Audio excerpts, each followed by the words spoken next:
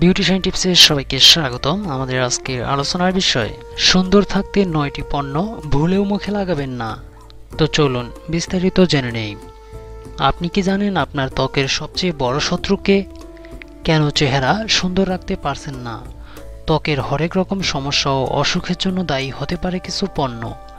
চলুন চিনে নেই এমন 9টি পণ্য সম্পর্কে যা ভুলেও মুখে লাগাবেন না। ডিওডোরেন্ট আপনার আন্ডারআর্মে ঘাম প্রতিরোধ করে, মানে এটা নয় যে আপনার মুখেও সেটা ঘাম হতে দেবে না। মেকআপ শেড রাখার জন্য বা কিছুক্ষণ কম ঘামার জন্য অনেক মেয়েই বেশি চালাকি করে ডিওডোরেন্ট মুখে স্প্রে করেন। এই কাজটি ভুলেও করবেন না। চুলে রং করতে গিয়ে খেয়াল রাখুন যেন রং যেন মুখে না লাগে।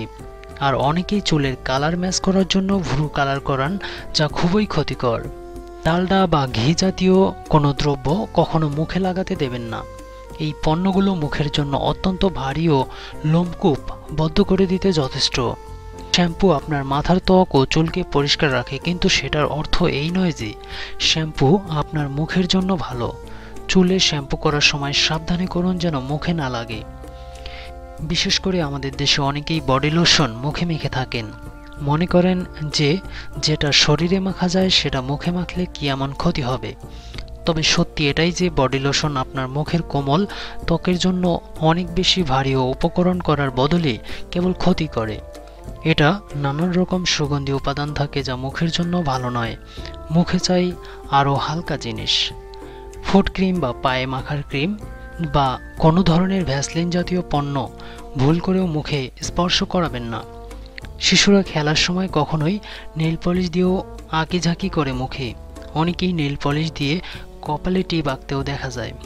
এই ভুলটি করবেন না কখনোই। মুখ থেকে দূরে রাখুন এই ক্ষতিকর রাসায়নিকটি। মেয়োনিজ জিনিসটা খেতে যেমন মজাদার, তেমনি চুলের জন্য খুব ভালো, কিন্তু মুখের জন্য ভালো নয় মোটেও।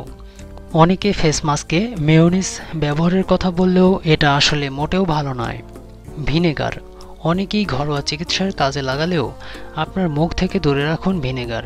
ভিনেগার ব্যবহারের পর হাত ভালো করে ধুয়ে তবেই মুখে হাত দিবেন। ধন্যবাদ। ভিডিওটি ভালো লাগলে লাইক, কমেন্ট এবং শেয়ার করুন। নিত্য নতুন টিপস পেতে চ্যানেলটি সাবস্ক্রাইব করে আমাদের সাথেই থাকুন।